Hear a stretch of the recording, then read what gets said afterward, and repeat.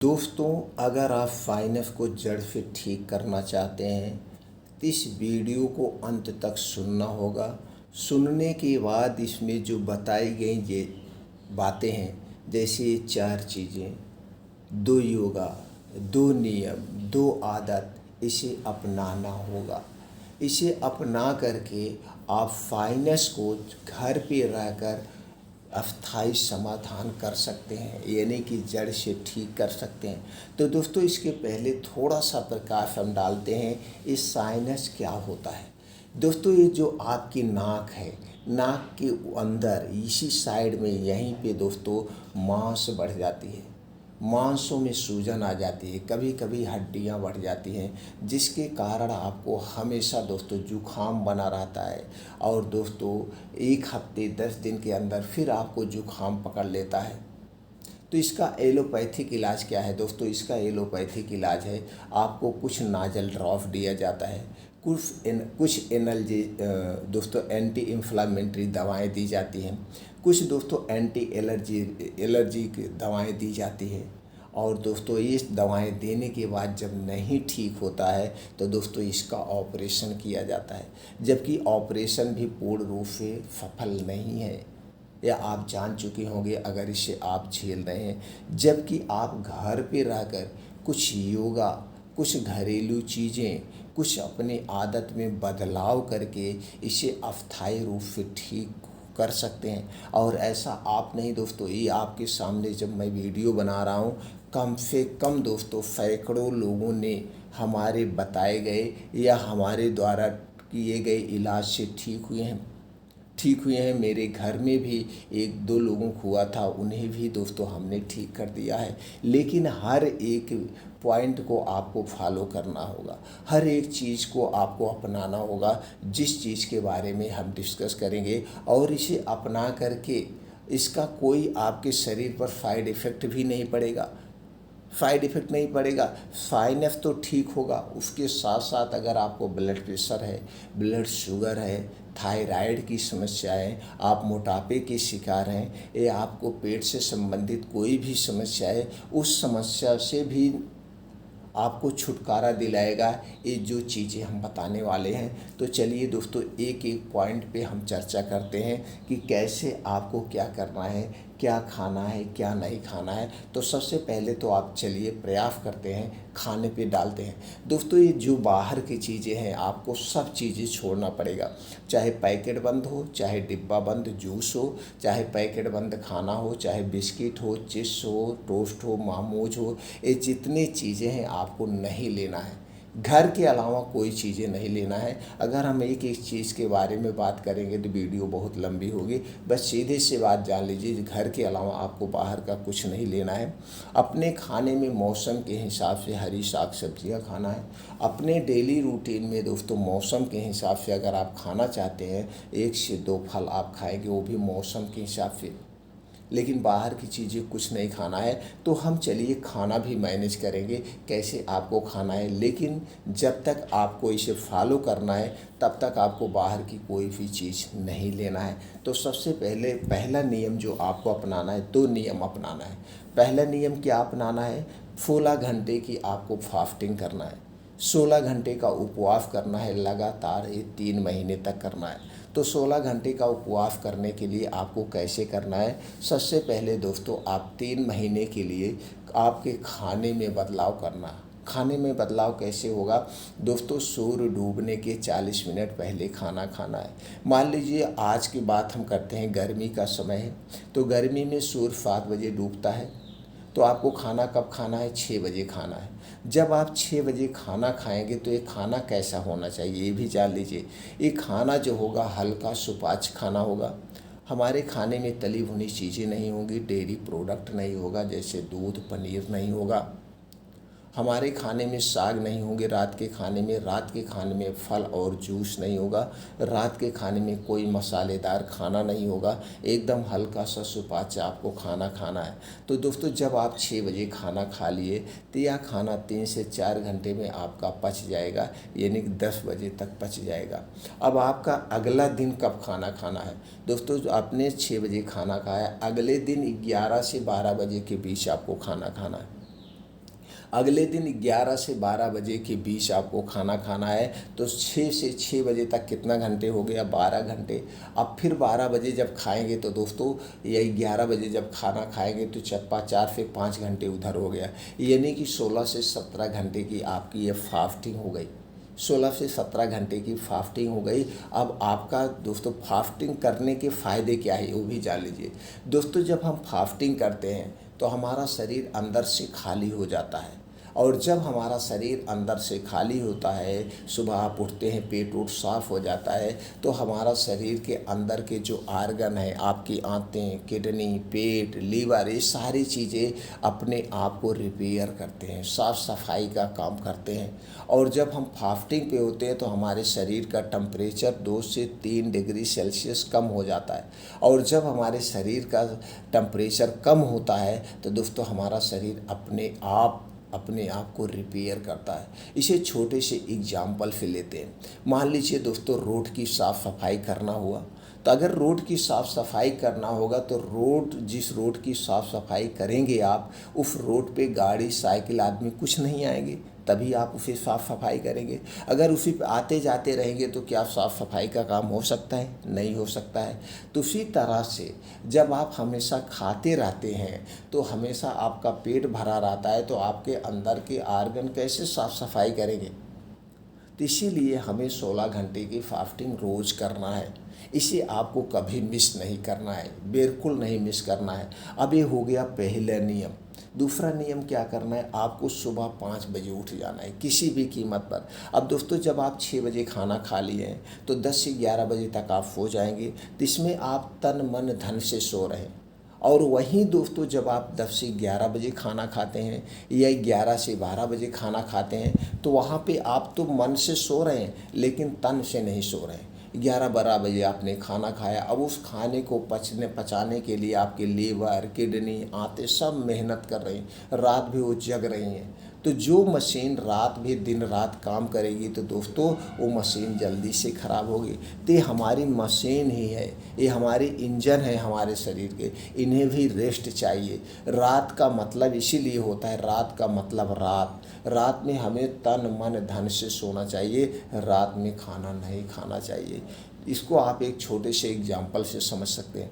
आपके घर के आसपास चिड़िया होंगी, पंछी होंगी, आप देखिए वो रात में खाना नहीं खाते हैं, इसीलिए उन्हें ब्लड प्रेशर, ब्लड शुगर, कोई बीमारी नहीं होती, हमेशा वो स्वस्थ ही रहते हैं। तो दोस्तों आपको ये नियम पालन करना होगा। अब सुबह आपको 5 बजे उठना है, किसी भी कीमत पर आपको 5 बजे उठना पड़ेगा। उठने के बाद आप 2 से 3 गिलास गुनगुना पानी पीजिए। आप चाहते हैं तो इसमें नींबू डाल के पी सकते हैं। अगर आप नींबू डाल के जब पीते हैं गुनगुना पानी, तो दोस्तों आपको मिट्टी के बर्तन या कांच के बर्तन में ही नींबू पानी घोल के पीना है, किसी और बर्तन में नहीं। अब इसके बाद पीने के बाद थोड़ा देर इधर उधर टहल लीजिए। जब आप टहल लेते तो ऊपर से प्रेशर बनता है, आपका खुल कर के पेट साफ होता है, खुल के पेट साफ होता है। अब डेली दिनचर्या से आप निवृत्त हो जाइए। डेली दिनचर्या से निवृत्त होने के बाद अब करना क्या है? कम से कम 5 से 6 किलोमीटर का मॉर्निंग वॉक करना है। और मॉर्निंग वॉक जो करेंगे दोस्तों, जहाँ पे मिट्टी हरी घास पे, मॉर्निंग वॉक हर एक बीमारी की तोड़ है, हर एक बीमारी को ठीक करने की क्षमता होती है मॉर्निंग वॉक में। लेकिन आपको मॉर्निंग वॉक प्रॉपर तरीके से करना होगा, साइंटिफिक तरीके से करना होगा। तो प्रॉपर तरीका क्या है दोस्तों? जहाँ पे मिट्टी हो, हरी घास हो, उसी पे आप नंगे पाँव मॉर्निंग वॉक करिए। तो मॉर्निंग वॉक करने की गति आप समझ लीजिए, तभी इसके फ़ायदे मिलेंगे। दोस्तों जब भी आप मॉर्निंग वॉक करना, तो आपको 1 मिनट में कम से कम 60 से 70 कदम पढ़ने चाहिए, और 2 कदमों के बीच की जो दूरी होगी 1 मीटर होगी। तो दोस्तों जब आप इतना तेज़ चलेंगे तो 5 से 6 किलोमीटर को आप 20 से 25 मिनट के अंदर कवर कर सकते हैं। अगर आप ऐसे नहीं चल पा रहे हैं तो आप स्लो चाल में दौड़िए, कम से कम दौड़िए। इससे क्या होता है, जो आपका हार्ट है नॉर्मल से 10 गुना ज़्यादा तेज़ पंप करेगा, और जितने तेज़ ये आपका हार्ट पंप करता है, आपके शरीर में उतने तेज़ ब्लड सर्कुलेशन होता है। तो शरीर के खून में कहीं नसों में रुकावट है तो रुकावट हट जाती है, और गर्मी से जो आपके फैटी चीज़ें दिन में भूल चूक बस खाएं, वो फैट जल जाता है, वो फैट बर्न हो जाता है। इसीलिए मॉर्निंग वॉक हमें इसी गति में करना चाहिए। अब इस गति में जब आप मॉर्निंग वॉक करते हैं तो heart attack, blood pressure, blood sugar, thyroid, जितनी भी ये बीमारियाँ, इन बीमारियों से आप बचे रहते हैं। ये बीमारियाँ आपको कभी नहीं हो सकती। और जब आप नंगे पाँव करते हैं तो नंगे पाँव, एक तो ये फ़ायदा होता है, दूसरा वहाँ पे एक्यूप्रेशर का काम होता है। आपके जो नंगे पाँव है जब ऊबड़ खाबड़ मिट्टी पे पड़ते हैं तो वहाँ छोटे छोटे कंकड़ होते हैं, आपके पैर में चुभते हैं। दोस्तों ये पैर में जब चुभते हैं और पैर में ओस की बूंदें लगती है तो इसके बहुत सारे बेनिफिट्स हैं। आपकी आँखों की रोशनी कभी कम नहीं होगी, आपको कभी चश्मा नहीं लगाना पड़ेगा, ऐसे बहुत सारे बेनिफिट्स हैं। अब जब आपका मॉर्निंग वॉक कंप्लीट हो जाए तो वहीं बैठ के दोस्तों आपको 2 योगा ज़रूर करना है। पहला योगा है अनुलोम विलोम। सभी योगा का गुरु है अनुलोम विलोम। आपको आधे घंटे करना है। आधे घंटे के बाद जस्ट तुरंत बाद आपको 15 से 20 मिनट का कपालभाति करना है। इस 2 योगा को कभी मिस मत करना। अगर ये 2 योगा आप कर रहे हैं तो आप अपने शरीर की 100% सुरक्षा कर रहे हैं, एक प्रकार की सुरक्षा कवच है। और तीसरा योगा आपको करना है भस्त्रिका प्राणायाम। भस्त्रिका प्राणायाम आपको करना है। ये 3 योगा करना है। ये 3 योगा करने के बाद वहीं बैठ के आपको खुले आसमान के नीचे आपको 20 से 25 मिनट का मेडिटेशन करना, ध्यान करना। ये दोस्तों जो मेडिटेशन आप करते हैं तो आपका जो सबकॉन्शियस माइंड है इसे आप एक्टिव करते हैं। और ये सबकॉन्शियस माइंड सबसे शक्तिशाली माइंड होता है। ये चाहे तो आपको बीमार कर सकता है, ये चाहे तो आपको स्वस्थ रख सकता है। तो दोस्तों वहीं पे बैठ के आपको इसे पॉजिटिव थिंकिंग देना है। अगर आप 60 साल के हैं तो आप सोचना है मैं अभी 30 साल का हूँ, मैं अभी 40 साल का हूँ और मेरे अंदर अथाह शक्तियाँ हैं, मैं एकदम स्वस्थ हूँ, मैं एकदम हष्ट पुष्ट हूँ। और वही इमेजिन करना है जो आप स्वस्थ रहते समय थे, स्वस्थ रहते समय खुश रहते थे। जैसे आप दोस्तों उस समय आप क्या करते थे जब आप 40 साल की उम्र में थे, जब आप 30 साल की उम्र में थे, वो आपके अंदर कौन सी एक्टिविटी थी जब आप एकदम जोशीले, वही इमेज आपके आँखों के सामने आना चाहिए मेडिटेशन करते समय। तो दोस्तों जब आप मेडिटेशन करके उठेंगे तो आपके अंदर वही शक्तियाँ आ जाएगी। तो ये आपको अपने पॉजिटिव थिंकिंग देना है अपने सबकॉन्शियस माइंड को। इतना अगर आप कर रहे हैं तो दोस्तों आपका शरीर अपने आप स्वस्थ होना शुरू हो जाएगा। अब दोस्तों इसके बाद क्या करना है, इसके बाद आपको और क्या करना है, इसके साथ साथ जैसे हमने बताया 16 घंटे की फास्टिंग करना है। फास्टिंग करते के वक्त दोस्तों आपको अपने पेट की भी साफ़ सफाई करना है।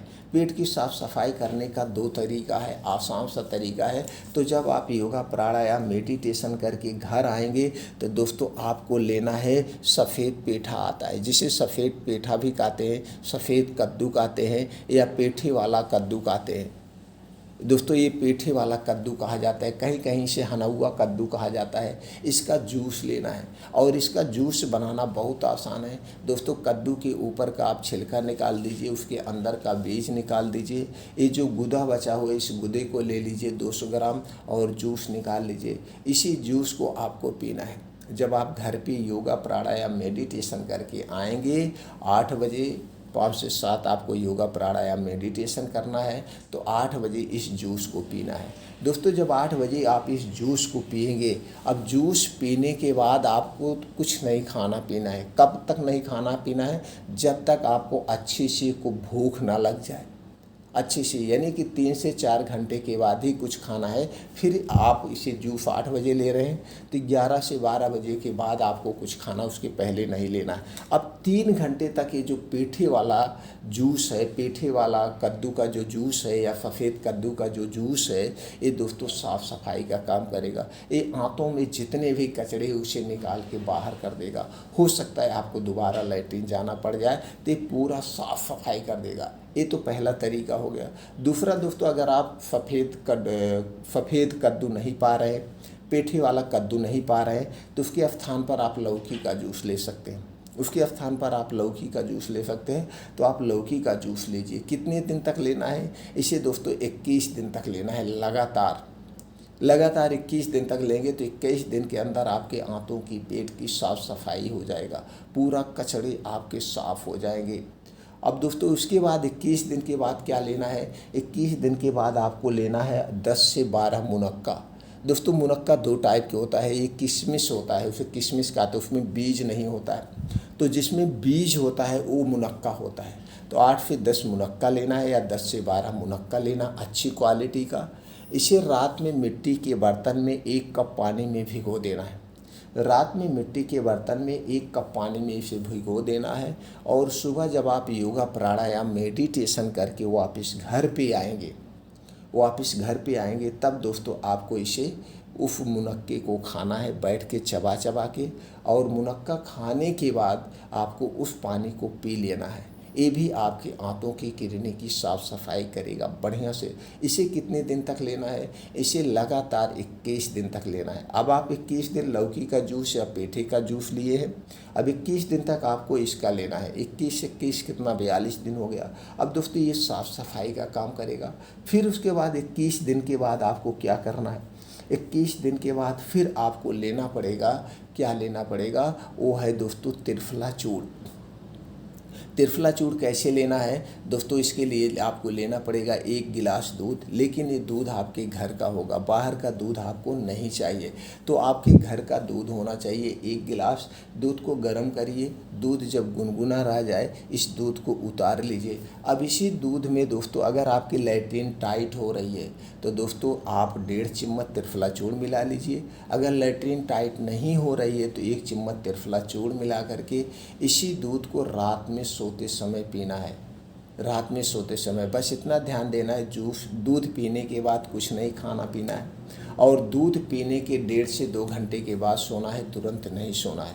तो जब सुबह आप उठेंगे दोस्तों आपका खुल के पेट साफ़ होगा, एकदम पेट साफ़ हो जाएगा। ये आपको करना है।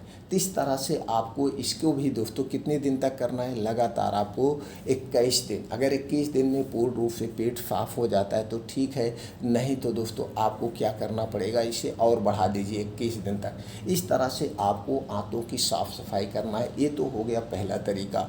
दूसरा तरीका है दोस्तों, आपको एनीमा ले सकते हैं। एनीमा, पानी का एनीमा। ये पानी का एनीमा आप घर पे भी ले सकते हैं। पानी का एनीमा कैसे लें इसके लिए यूट्यूब पे बहुत सारी वीडियो मिल जाएगी, नहीं तो किसी भी डॉक्टर के पास चले जाइए, किसी आप सरकारी अस्पताल या कहीं पे भी कंपाउंडर रहते हैं उनके पास चले जाइए, भैया हमें पानी का एनीमा लेना है। तो सुबह सुबह आपको पानी का एनीमा लेना है। पानी का एनीमा का कोई साइड इफ़ेक्ट नहीं है, पानी का एनीमा कभी नुकसान नहीं करता है। तो पानी का एनीमा कैसे लेना है? पानी का एनीमा दोस्तों आपको लगातार 21 दिन तक लेना है।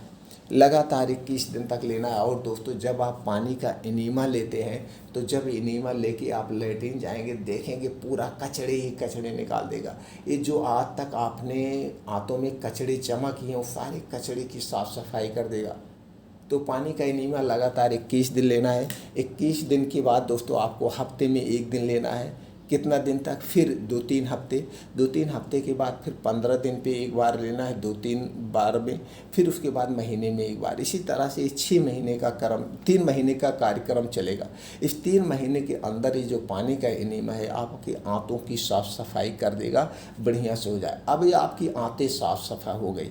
अब आपका इतने ही दिन में दोस्तों साइनस ठीक होना शुरू हो जाएगा। अब इस बीच में आपको जुकाम भी पकड़ सकता है, तो जान लीजिए ये आपकी दवा काम कर रही, ये काम करना है। अब दोस्तों आपको अपने अंदर से शरीर की इम्यूनिटी बढ़ाना है, शरीर को शक्तिशाली बनाना है, तो इसके लिए आपको रोज़ सलाद लेना पड़ेगा। रोज़ सलाद लेना पड़ेगा। सलाद में कौन सी चीज़ें होगी चलिए जानते हैं दोस्तों। सलाद जिस समय आप खा रहे हैं उस समय जो चीज़ें पाई जाती हो, जैसे गाजर, चुकंदर, टमाटर, अदरक, लहसुन, ये सारी चीज़ें उस समय जो पाई जाती हैं तो उसी समय ये सारी चीज़ें लेना है। उसमें मिलाना है भुना हुआ जीरा पाउडर, स्वाद के लिए काला नमक मिलाना है, और दोस्तों उसमें 1 से 2 चुटकी आपको मिलाना है काली मिर्च का पाउडर। तो मिला करके आप अपना वेट के अनुसार दोस्तों सलाद रेडी कर लीजिए। तो सलाद खाने से पहले सलाद खाने के नियम जान लीजिए। वैसे दोस्तों नॉर्मली तौर पे सब लोग सलाद को खाते समय खाते हैं, जबकि सलाद को हमें खाते समय नहीं खाना चाहिए। सलाद खाने के स्थान पर खाना चाहिए। जिस टाइम आप सलाद खाएंगे उस टाइम आप खाना नहीं खाएंगे, ये है। सलाद को हमें कभी भी रात में नहीं खाना चाहिए। सलाद जब भी खाइए इसे दिन में खाइए। सलाद खाने के पहले और सलाद खाने के 2 घंटे बाद तक हमें पानी नहीं पीना चाहिए। सलाद को हमें खाने के साथ कभी नहीं खाना चाहिए। उसके पीछे का रीज़न है, आपका खाना गर्म होता है, सलाद ठंडा होता है। आपके सलाद में कुछ ऐसी चीज़ें होती है जो खाने के साथ नहीं खाई जाती है। आपका सलाद लिक्विड वेस्ट होता है और आपका खाना ड्राई वेस्ट होता है, इसलिए दोनों चीज़ें एक साथ नहीं खानी चाहिए। एक दिन में हमें कितना सलाद खाना चाहिए? एक दिन में दोस्तों हमें अपने वेट का 5% सलाद खाना चाहिए। जैसे आपका वेट अगर 60 किलो है तो आपको 300 ग्राम सलाद रोज़ लेना है। 300 ग्राम सलाद रोज़ लेना, अपने वेट के अनुसार आप सलाद का सेवन करेंगे तो दोस्तों आप इस हिसाब से आपको सलाद खाना है। अब ये हो गया सलाद खाने के बाद। अब दिन में आपको जो खाना खाना है वो आप अपने हिसाब से खाना खा सकते हैं। अब खाना दिन में जो आपको खाना अपने हिसाब से खा सकते हैं, शाम को जो खाना खाना है सूर्य डूबने के पहले वो अपने आप हिसाब से आप खा सकते हैं। अब दिन भर में दोस्तों आप चाय पीते हैं तो आपको चाय नहीं पीना है, तो घर पे कुछ काढ़ा बना के आपको पीना है। वो काढ़ा कैसे बनाना है चलिए इसे जान लेते हैं। दोस्तों काढ़ा बनाने के लिए आपको चाहिए 1 कप पानी। अब 1 कप पानी में 3 से 4 इंच के अदरक का टुकड़ा डाल दीजिए। अब उसी में 3 से 4 काली मिर्च ले लीजिए, 3 से 4 आप हरी इलायची ले लीजिए और दोस्तों आपको उसी में डालना है दालचीनी का 3 से 4 इंच का एक टुकड़ा और तुलसी की 5 से 6 पत्ती। ये सारी चीज़ें कद्दूकस में कस करके या दोस्तों खरल में खून करके ये सारी चीज़ें उसे पानी में डाल दीजिए। अब उस पानी को इतना आपको उबालना है जैसे चाय आप बनाते हैं, जिससे इसका पूरा रस उसमें निकल आए। जब ये पूरा रस उसमें निकल आ जाएगा तो दोस्तों इसी काढ़े को आपको पीना है। अब इस काढ़े को 1 या 2 बार आप दिन में पी सकते हैं अपने इच्छा अनुसार, जैसे आपके पीने की इच्छा है। तो दोस्तों इसे आप पिएंगे तो ये सारे तरीके आप अपना करके साइनस को हमेशा हमेशा के लिए ठीक कर सकते हैं। आपको कोई मेडिसिन लेने की ज़रूरत नहीं पड़ेगी। ये दोस्तों अस्थायी रूप से जितनी भी बीमारियां होती हैं, ये दोस्तों जब हमारे पेट में कचड़े जमा होते हैं, हमारे शरीर में गंदगी होती है, जब दोस्तों तभी ये बीमारियां होती हैं। और दोस्तों आपको इसमें से कोई भी चीज़ स्किप नहीं करना है अगर आप बिना दवा के ठीक करना चाहते हैं तो। अब कितने दिन में ठीक हो जाएगा प्रश्न ये उठता है। दोस्तों ये सारी चीज़ें अगर आप अपनाते हैं तो 3 महीने के अंदर ठीक हो जाएगा। 3 महीने के बाद अगर आपको थोड़ा सा समय लगेगा तो उसमें थोड़ा सा और पालन करना पड़ेगा। ये सारी चीज़ें जो बाहर के आप खा रहे हैं इसे छोड़ना पड़ेगा। ये धीरे धीरे आपको 3 से 4 महीने के अंदर ठीक हो जाएगा। और ये सारी चीज़ें करना आसान है, कोई दिक्कत नहीं है, इसमें आप कोई दवा नहीं ले रहे।